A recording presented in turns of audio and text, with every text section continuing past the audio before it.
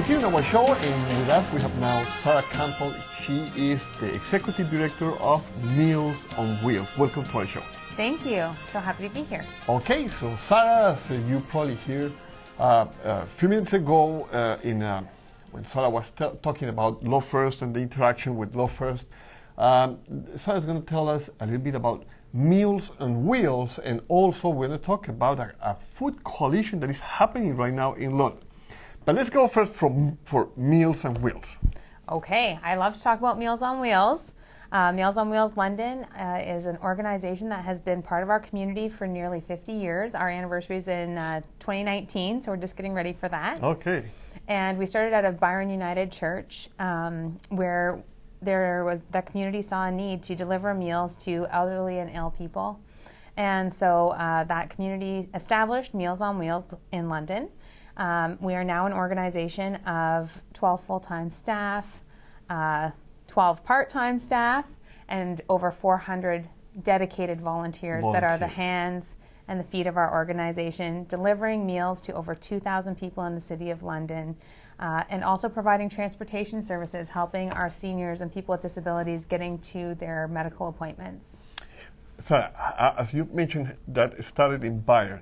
Mm-hmm. How was that first days of the Meals on Wheels? Well, the first days was all volunteer run. So, you know, I'm proud of our 400 plus volunteers, but it really was a dedicated group of volunteers that established this organization.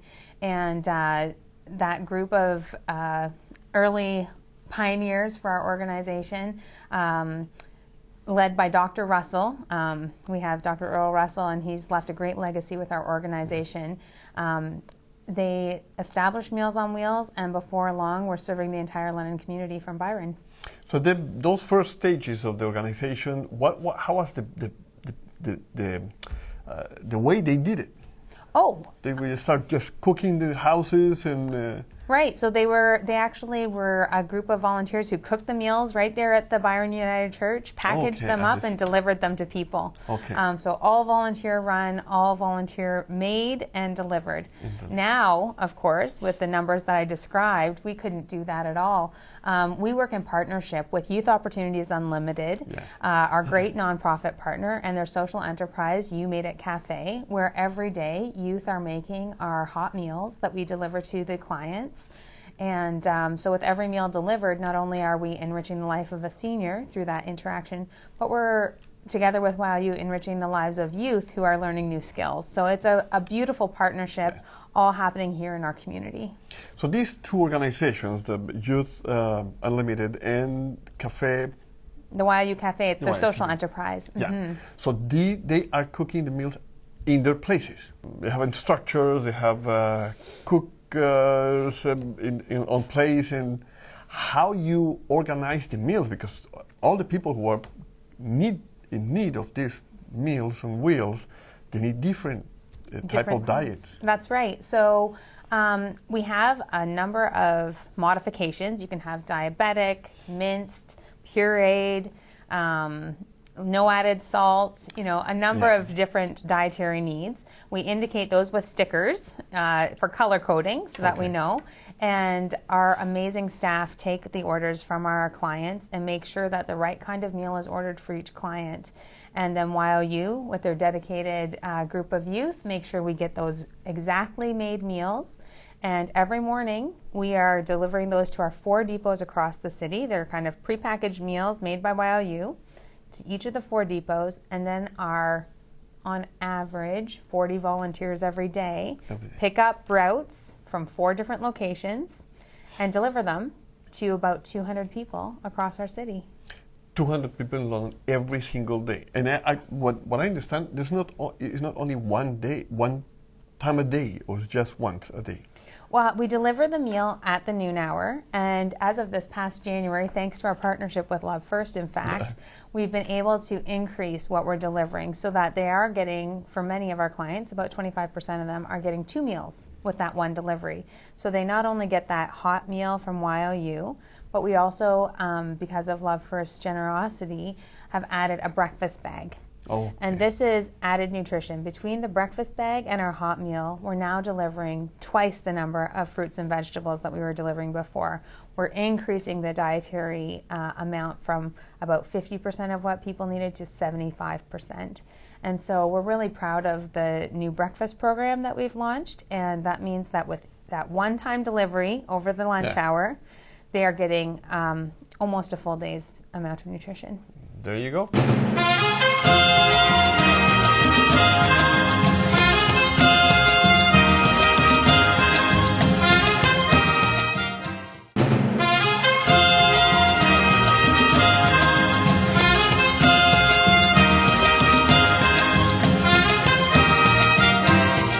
But now, Sarah, how is the cost? What's the cost and how it works? Yeah. Sure. So we are subsidized. Our meals and our programs are subsidized by the LIN, which is the Ministry of Health, as well as the United Way. And we have generous donors in our community that help us to make our programs affordable for anyone. Yeah. So there's a number of prices. So our standard rate for a hot meal delivered to your door is $7.75. If you qualify for a subsidy, so you're on lower income, you can either be paying $5 or $4 per meal. Okay. In terms of our transportation services, the standard rate is $18 for a round trip anywhere in the city. So from your home, from your door to your medical appointment, and then back home, $18 flat rate. Okay. If you have it subsidized, it can be reduced to $15 or $12 respectively. Okay. If I need the food to be brought to my house, do I have to have any condition, or I just call and say, hey, I need this? Right, so that's a great question. So actually, anyone who is 65 and over automatically qualifies for our service. So if you're a senior, you qualify. If you're a person who's living with a short-term or a long-term disability, so what does that look like? It could be you're struggling with depression or mental health, you need a little bit of help. You've recently had a child and you're maybe going through postpartum, you need that nutrition to take care of yourself and your baby, but you are, overwhelmed. You can call our service. If you're you've had a hip replacement or you've had surgery recently, those are good times to call Meals on Wheels. Okay. And if it's someone you know or love, so your mom or your neighbor has recently had an illness and you want to provide meal support, you can call Meals on Wheels and we can help to deliver that meal as well. Okay, Sarah, a few days ago we were talking after the meeting, you were telling us about how the volunteers are not only a driver, they're not only driving the food or delivering the food, they become a friend of these people that are receiving the food, and also they help them with many other stuff, like needs, and just walking or something like that. Right. So of course, in that meal delivery, it's not a long interaction, right? They're at the door, they're bringing this hot meal, and they've got many other meals in their cars. Often they're delivering, 6 to 10 meals each volunteer. By the way, we always need more volunteers. So if you want to give in that way, call Meals on Wheels. We'd love to have you. But our volunteers are delivering much more than just the nutrition. Yeah. Just like food always has, the food that we deliver brings those two people together, the volunteer and the client. So there's that friendly interaction, as you mentioned. There's a security check involved. So if the client doesn't answer the door, we have an entire protocol of how we respond to that. Yeah. And that means that people who are isolated and living alone are getting checked on. Their health is being monitored, and somebody shows that they care. Yeah. That very act is just extremely humanizing for people. And then the other thing, of course, that people get with the meal is they get a sense of belonging, of being part of our bigger community. And that's why the Love First movement and Meals on Wheels aligns so well, because that movement is just about people helping people, people loving people, people seeing another and recognizing them and showing an act of kindness. And that's exactly what our volunteers do every day. It's amazing, and as you see and as you talk with all the volunteers, as I've been, have the privilege of being beside of few of those drivers of delivering people, it's amazing the heart they have and the stories they tell about what they're doing, about the volunteer work and how they love it. I haven't seen anybody who said, "Oh, I'm tired," or "I don't want to do anymore." It's completely the opposite, no? Absolutely. Most of our volunteers, we have an amazing tenure of volunteers. We like to say we have the best volunteers in the city. Our volunteers tend to stay with us for a long time, and I think it's because they see firsthand the value that they're adding to someone's day. I could tell many stories. In fact, we track how many times do we have a call of someone not home or something that requires a follow-up. So last year it was around 10,000 of those types of calls. So when the delivery happened, a volunteer let us know there's a concern. We need to follow up. Now, sometimes the follow-up is as little as a phone call. Hey, how are you doing? And, that's the end of the follow-up. But on occasion, it goes all the way to calling an ambulance or having an intervention. And when that happens, we've saved lives because of the work our volunteers do. So it's extremely valuable. And we couldn't do it without our volunteers. And people love what they do because they can see the impact of what they're doing. Okay, this is amazing. I'm really in love with this organization, and as Sarah tells us, it's more than a meal being delivered. It's too many things going on when you see this person, this volunteer, interacting with the person who is receiving the meal, and what is beyond what you think it could go, no? Absolutely. And okay, Sarah, so we're going to stop here. We're going to go for a small break, and when we come back, we're going to talk about the Food Coalition, which is an amazing program that is being launched. I think it's going to be, or it's being launched in London. It's being launched right now. Okay, so we'll be back in one moment.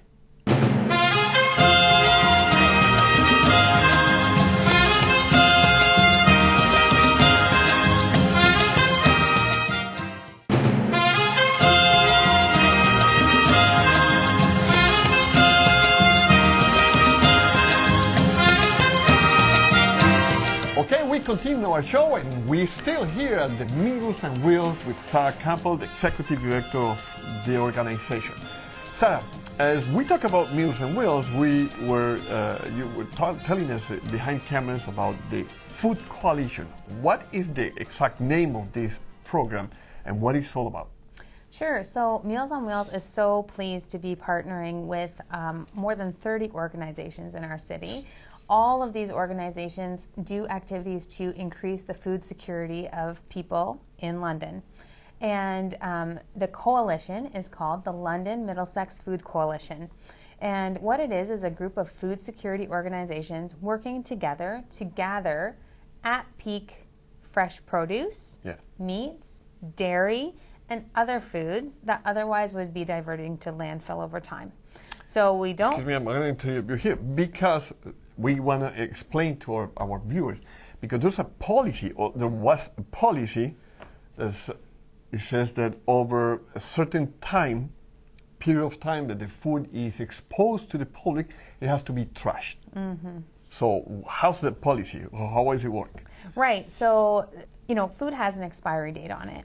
And we all sort of abide by that expiry date, but the expiry date is actually arbitrary.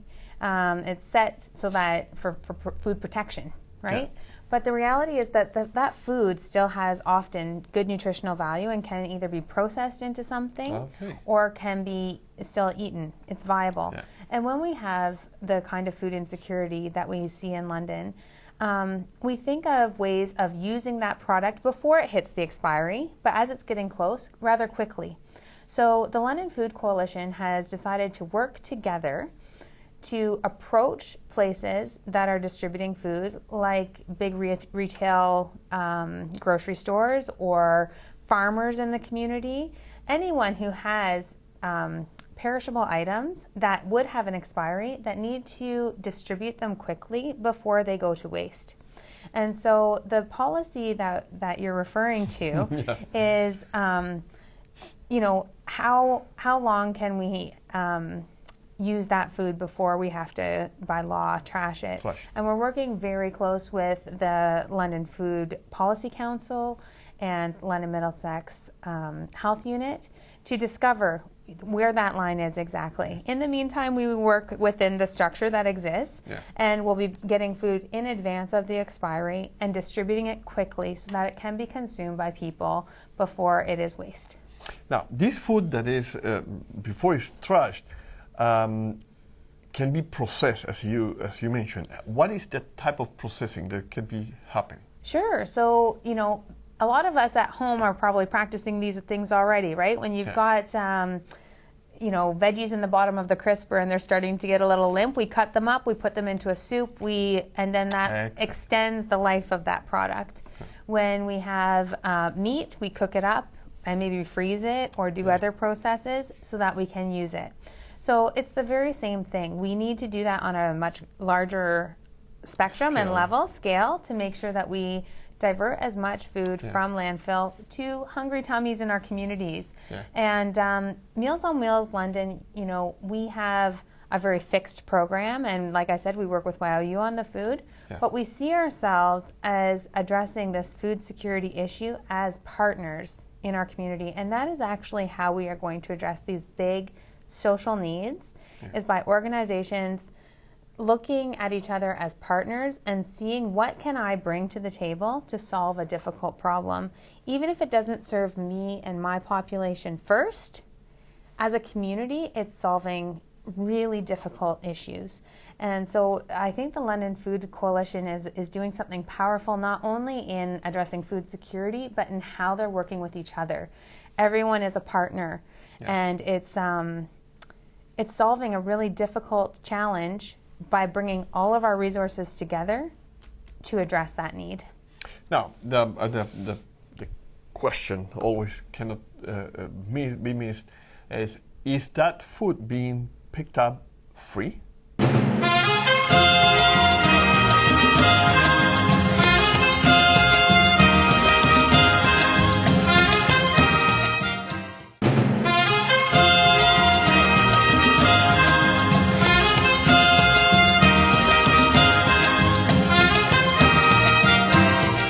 Question always cannot be missed is that food being picked up free? Right. Because there's a cost. So I was telling that there's a car that you get in order to be able to pick up everything, because it has to be picked up every day before noon. We're going to talk about that later. But that food is given from these grocery stores or these distributors for free, or it has a cost? Right, so the distributors are donating the food, and the great thing for a distributor is they can donate their food knowing that it's going to get out in a timely enough fashion that it's not going to waste. So that's one of the challenges for donors, donating organizations, is, if I donate all of this food to one organization, do they have the capacity to get it to everyone? Because we're working in partnership, we know that we can reach the most number of people in the shortest amount of time this way.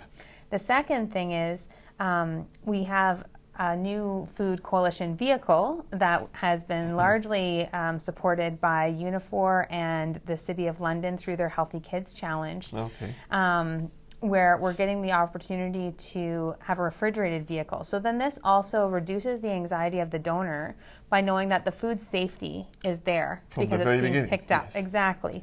So food safety, making sure this food is viable and healthy, those continue to be very important tenets. The idea is not to take food that has gone bad. That is not. This is at peak food. So we all know the peak of ripeness is just before it goes to waste. And so that's what we're looking. We're looking to capture that peak of ripeness food, that delicious, tasty, healthy, good food. Absolutely. And get it into people's tummies. And we're committed to that. And so that's why we call it at peak rather than pre-waste or something like that, Now, when you pick up the food, as you were telling, let me ask you the question different. So how is going to be that process? The car goes to every grocery store and start picking up everything, and then what? And then what? Okay, so the full cycle is donor organization tells us when we can pick up the food. The truck goes on its tour and picks up the food from all of those places and brings it to the Salvation Army Center of Hope. So that organization has agreed to share its space to allow that to be the centralized place where all of the donations come. Once the donations are there, a group of volunteers from Western University called Reharvest London will be helping to repackage that food. So they'll sort the donation, package what can be utilized right away by the 30 plus organizations that are contributing, and then drive those in individual volunteer cars to those 30 organizations. So that's how it gets distributed quickly. So within a couple of hours of those donations being picked up, they are getting to people right away within the same 24-hour period. And then for when there's excess, more than what we can distribute or more than needs to be distributed right away, meaning we could process the food, freeze the food, or do other things with the food, our goal is to have a process to make sure that that food also gets captured. Amazing. It is amazing. I don't want to put fingers in anybody, but whose idea was this? Well, it wasn't mine. Let me start there. It was, this is being done in other communities. Some really awesome leaders in our community from Arcade Mission, Lennon Intercommunity Health, and I'm trying to think who else were sort of the founders. It quickly snowballed from those two, I believe, to include, like I said, over 30 organizations. And so everyone is looking to make this a viable project because we see that the impact is there from a waste and ecological perspective. The impact is there from a food security and meeting basic needs perspective. The impact is there from a collaborative approach, so how together we can actually meet needs. And the impact is there, I think, also for each individual to find new ways and feel inspired to look at food differently and to make sure that we're not wasting what we could be using. And also, let me tell you something. We did a kind of a research. I'm not going to put numbers because it's not about London, but we did a research and there are millions and millions of dollars of food being wasted before the peak time. So that food could be feeding too many people in need. And that's why I'm here with Sarah, because for me this is an amazing program and I'm really glad to hear that London is moving towards that. Well, I really encourage people to look up the Lennon Food Coalition online. There is opportunities to volunteer with Reharvest London. Also, if you look for the Lennon Food Coalition online, you will see other volunteer opportunities. And we need donations, financial donations as well as food donations. So if you're a distributor of food, perhaps we partner with you to collect food. If you are an individual with means that can support this initiative, we look forward to those donations as well. There you go. So all the information is on your screens right now. Please take a note, give a call, and join these two organizations, basically, because we have Meals on Wheels, which needs a lot of drivers and people to help delivering these meals to many members of the community, and also the Food Coalition. So let's make London the best place in the world. Why not? Absolutely. Thank you so much. Thank you very much for being with us.